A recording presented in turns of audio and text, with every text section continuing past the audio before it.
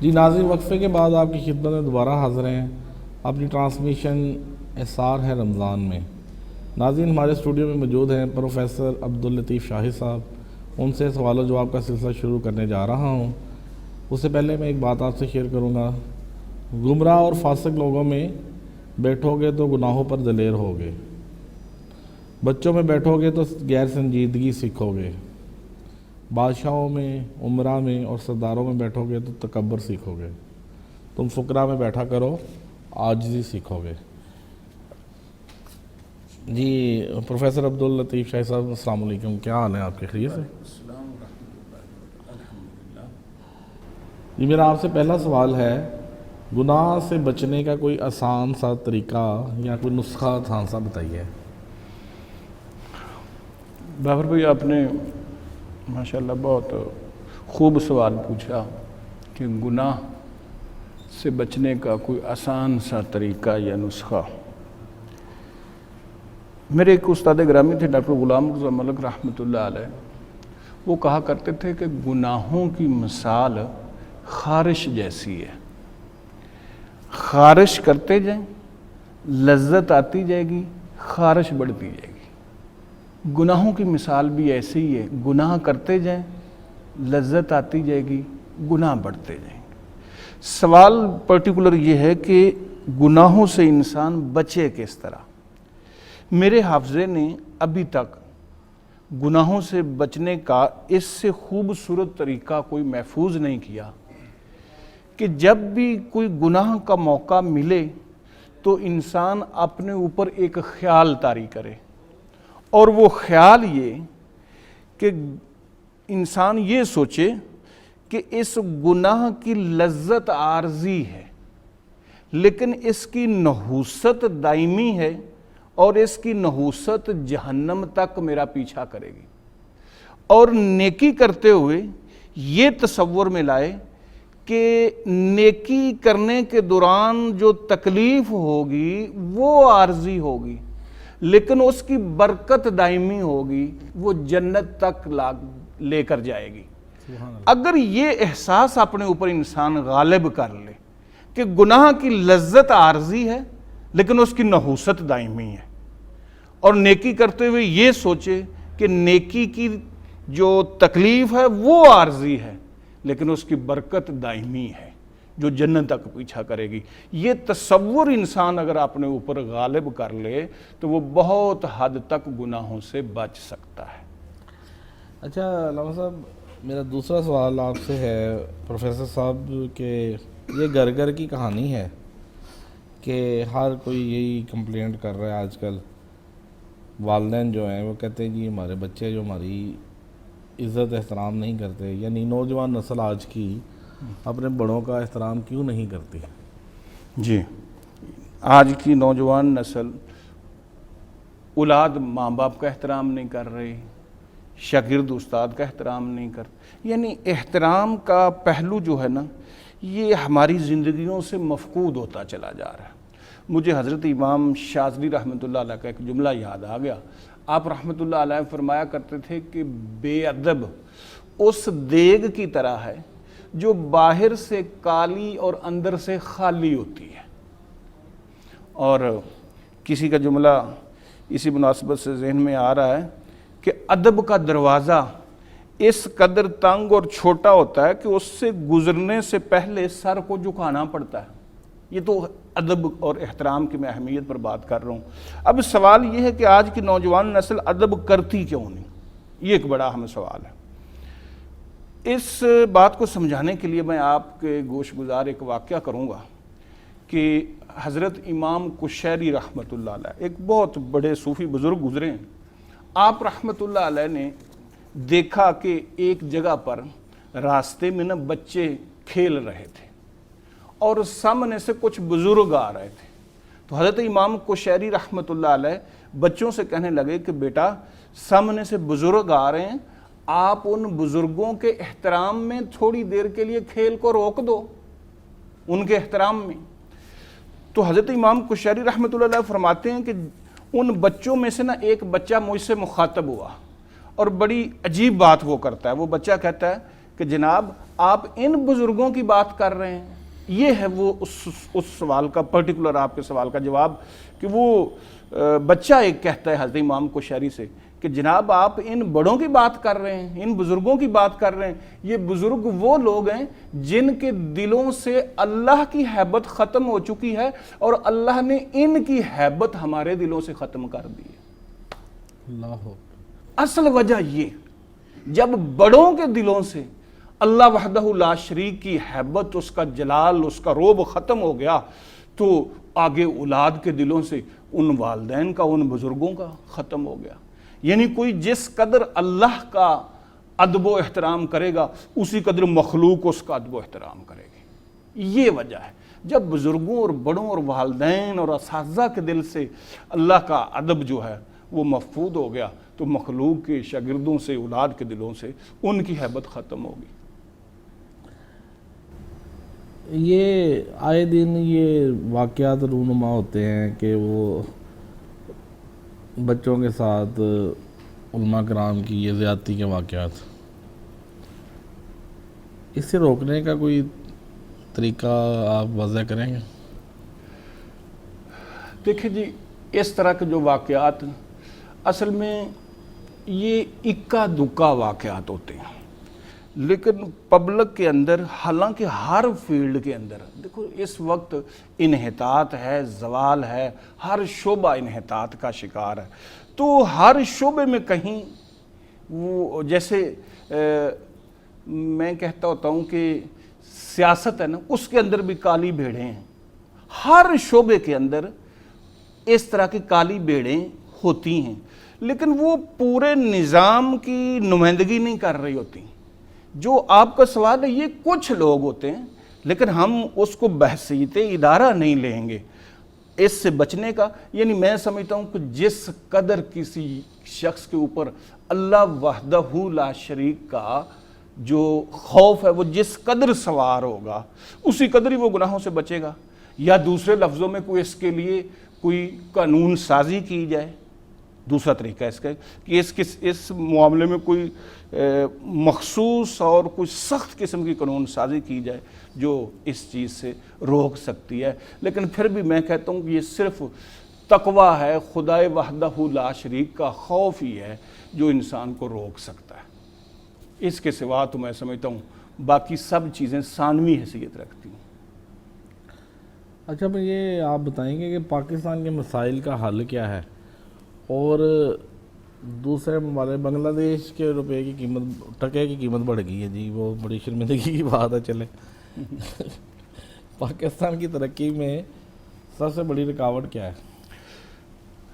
میرے نزدیک پاکستان کے مسائل, بلکہ میں تو پاکستان کو مسائلستان اگر کہوں تو میرا خیال ہے اس میں بھی کوئی مذائقہ نہیں ہوگا. میرے نزدیک نصف صدی عمر ہو چلی, میں سمجھتا ہوں کہ ابھی تک میرے حافظے میں اس سے بڑا کوئی حل ہے ہی نہیں کہ امت جو ہے نا, من حیث القوم, ایز اے نیشن, ہم سارے لوگ ایک اجتماعی توبۃ النصوص, سچی اور پکی توبہ کریں. پوری قوم, پاکستانی قوم یہ اجتماعی توبہ کرے. مجھے اس کے سوا باقی جتنے بھی حل ہیں نا وہ چھوٹے نظر آتے ہیں. آج اگر جیسے یہ ماہ سیام بابرکت گھڑیاں گزر رہی ہیں, اگر اس ماہ سیام میں پوری پاکستانی قوم اللہ کے حضور سر بسجود ہو جائے اور سچے اور پکے دل سے توبہ کر لیں تو میں سمجھتا ہوں ایک لمحے کے اندر تقدیر بدل سکتی ہے. اس کے سوا باقی جتنے بھی حل ہیں نا وہ سب چھوٹے ہیں. ایک بات. اور دوسرا, پاکستان کے مسائل کے حل میں نا ہم خود ذاتی طور پر بھی رکاوٹ ہے. اس سلسلے میں مجھے وہ حضرت امام جلال الدین رومی رحمۃ اللہ علیہ کی ایک بڑی دلچسپ حکایت ہے, حکایات رومی کے اندر ملتی ہے. وہ یہ کہ ایک نا چور بغداد کی ایک سڑک سے جا رہا تھا.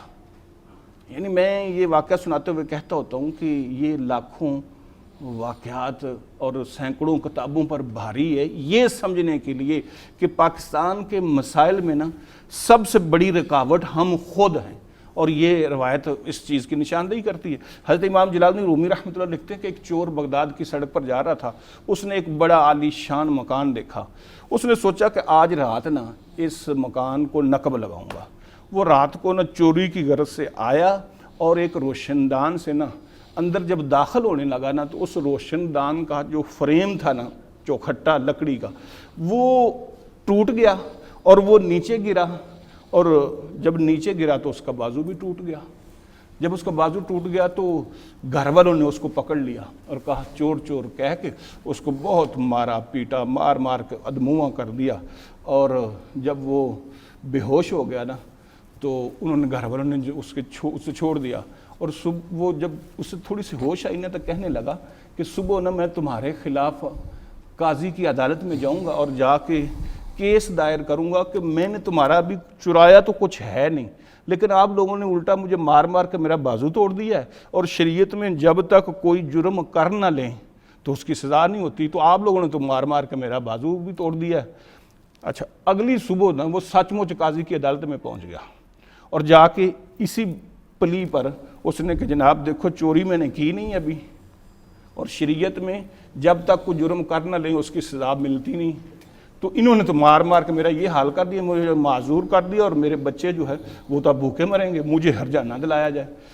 وہ جو قاضی صاحب تھے انہوں نے گھر کے سربراہ کو بلا لیا، اس سے پوچھا کہ ہاں بھی اس کا یہ کہنا ہے، تو وہ گھر کا سربراہ کہتا ہے کہ جناب دیکھیں میرا کوئی قصور نہیں ہے، نہ میں نے اس کا بازو توڑا ہے، یہ میں نے ایک ترخان کو جو ہے نا پوری پیمنٹ کی ہے، اور اس نے اعلیٰ لکڑی کے مجھ سے پیسے لیے ہیں، اس نے لکڑی اچھی نہیں لگائی جس کی وجہ سے اس کو گھن لگ گیا ہے، اس کو دیمک کھا گئی، اور یہ ہم نے نہیں اس کا بازو توڑا، یہ لکڑی والے نے پیسے پورے لیے ہیں لیکن لکڑی اس نے 2 نمبر لگائی ہے، تو اس میں میرا کیا قصور ہے یا ہمارا کیا قصور ہے، یہ لکڑی جو نا گھن کھا گئی تھی اس لیے۔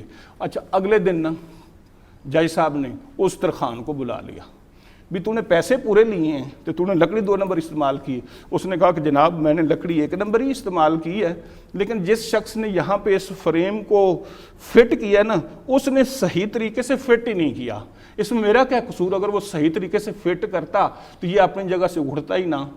تو اگلے دن جس مستری نے اس کو نصب کیا تھا نا اس کو بلا لیا، جب اس کو بلایا تو اس سے پوچھا کہ دیکھو تم نے اس کو صحیح طرح نصب ہی نہیں کیا، اگر تم صحیح طرح نصب کرتے یہ اپنی جگہ پہ رکا رہتا اور یہ کبھی بھی ٹوٹتا نہ، اور نہ ہی بندے کا بازو ٹوٹتا۔ وہ کہتا کہ جناب میرا کیا قصور ہے، جس شخص نے یہ مسالہ بنایا ہے نا یہ اس کا قصور ہے۔ اگلے دن اس کو پیشی پہ بلا لیا، اس سے کہا کہ ہاں بھی تو نے مسالہ ٹھیک نہیں بنایا، اگر تو مسالہ کا تناسب صحیح رکھتا، ریت مٹی بجری وغیرہ صحیح تناسب رکھتا تو یہ کبھی بھی ٹوٹتا نہ اپنی جگہ سے۔ تو وہ کہنے لگا کہ جناب میرا کیا قصور ہے، جب میں مسالہ بنا رہا تھا نا تو میرے اس گھر کے سامنے سے ایک خاتون گزر رہی تھی اور اس نے اجلے کپڑے پہنے، خوشبوئیں لگائیں، تو میری توجہ بٹ گئی، تو میرا کیا قصور؟ اگر وہ عورت میرے سامنے سے نہ گزرتی تو میری توجہ کام کے اندر رہتی۔ اگلی پیشی پہ اس خاتون کو بلا لیا، اسے کہا کہ اگر تو ایسی حرکت نہ کرتی تو اس بندے کی توجہ رہتی کام کے اندر اور یہ سارا سلسلہ ایسے آگے نہ بڑھتا۔ وہ کہنے لگے کہ جناب بات ختم ہو رہی ہے۔ وہ کہتی ہے کہ جناب میرا کیا قصور، میرے شوہر نے مجھے جوتے کپڑے سارا کچھ لا کے دیا اور اس نے کہا ذرا چہل قدمی کر کے تو دکھاؤ، تو میں نے تو اپنے شوہر کی بات مانی ہے، میں نے کون سی حکم عدولی کی ہے۔ اگلی پیشی پہ اس کے شوہر کو کہا کہ اس کو لے کر آؤ، اور وہ اکیلی آ گئی۔ جب اکیلی آ گئی تو جج صاحب نے پوچھا، قاضی نے پوچھا تمہارا شوہر کدھر ہے؟ اس نے کہا کہ میں تو نہیں اس کو پیش کروں گی۔ قاضی صاحب کہنے لگے اگر تو اس کو پیش نہیں کرے گی نا تو پھر کہیں تو بات کو روکنا ہے نا، تو پھر نزلہ تمہارے اوپر آئے گا، پھر مقدمہ تمہارے خلاف جو ہے تمہارے خلاف FIR کٹی جائے گی۔ 1 ہفتے کا اسے ٹائم دیا کہ 1 ہفتے کے بعد لے اپنے شوہر کو، ورنہ تمہارے خلاف قانونی کارروائی کی جائے گی۔ اگلے 1 ہفتے کے بعد وہ پھر اکیلی آ گئی۔ جج صاحب نے پوچھا کہ ہاں بھائی اب بتاؤ کدھر ہے تمہارا شوہر؟ اب دیکھیں وہ کیا عجیب بات کرتی ہے، کہتی ہے قاضی صاحب میرا شوہر یہی شخص ہے جس کا بازو ٹوٹا ہے۔ یعنی بات شروع بھی اس سے ہوئی، بات ختم بھی اسی پر ہی ہوئی، اور خواہ مخواہ اس نے 10 بندوں کو بیچ میں رگیدا۔ یہی حال ہم اس حمام میں ہم خود ننگے ہوتے ہیں اور خواہ مخواہ دوسروں کے اوپر کیچڑ اچھالتے رہتے ہیں، اور میرا ذاتی خیال یہ ہے کہ پاکستان کی ترقی کی رکاوٹ میں ہم خود سب سے بڑی دیوار ہیں۔ جی ناظرین، ہمارے ساتھ اسٹوڈیو میں موجود ہیں اصلاح خان مصطفیٰ جناب محمد خرم سردار رفاعی صاحب، ان سے ملتمس ہوں کہ وہ رسالت مآب میں حاضری لگوائیں۔ یا محمد نور مجسم، یا محمد نور مجسم، یا محمد نور مجسم، یا حبیبی یا مولائی، تصویر کمال محبت، تنویر جمال خدائی، یا محمد نور مجسم، یا محمد نور مجسم، تیرا وصف بیاں ہو کس سے،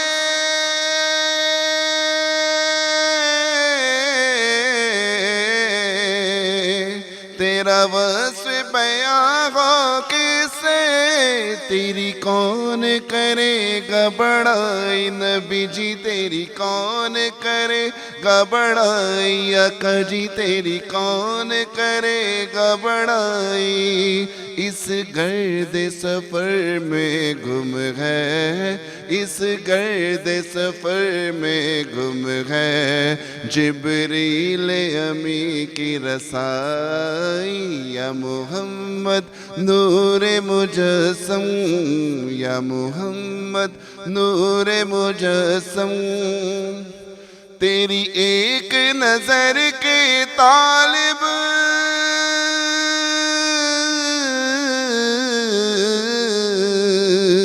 تیری ایک نظر کے طالب، تیرے ایک سخن پہ قربان، نبی جی تیرے ایک سخن پہ قربان، ہم سب تیرے دیوانے، ہم سب تیرے دیوانے، ہم سب تیرے شیدائی، یا محمد نور مجسم، یا محمد نور مجسم، ماں اجمل کا تیری صورت،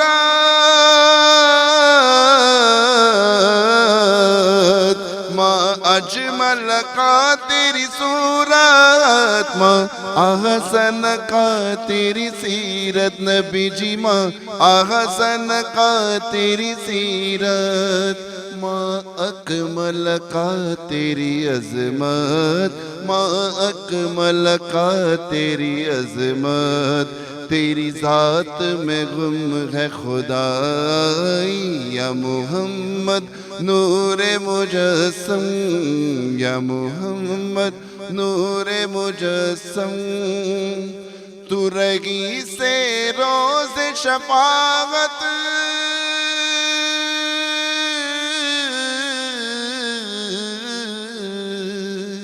تو رگی سے روز شفاعت، تو امیر لطف و عنایت، نبی جی تو امیر لطف و عنایت، ہے ادیب کو تجھ سے نسبت، ہے ادیب کو تجھ سے نسبت، یہ غلام ہے تو آقائی، یا محمد نور مجسم، یا محمد نور مجسم، یا حبیبی یا مولائی، تصویر کمال محبت، تنویر جمال خدائی، یا محمد نور مجسم۔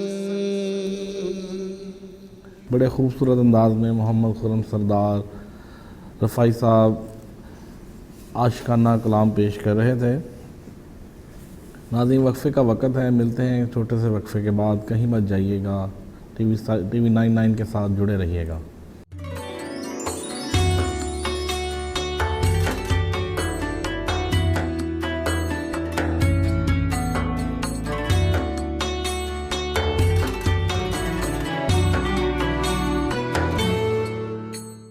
subscribe now and press the bell icon.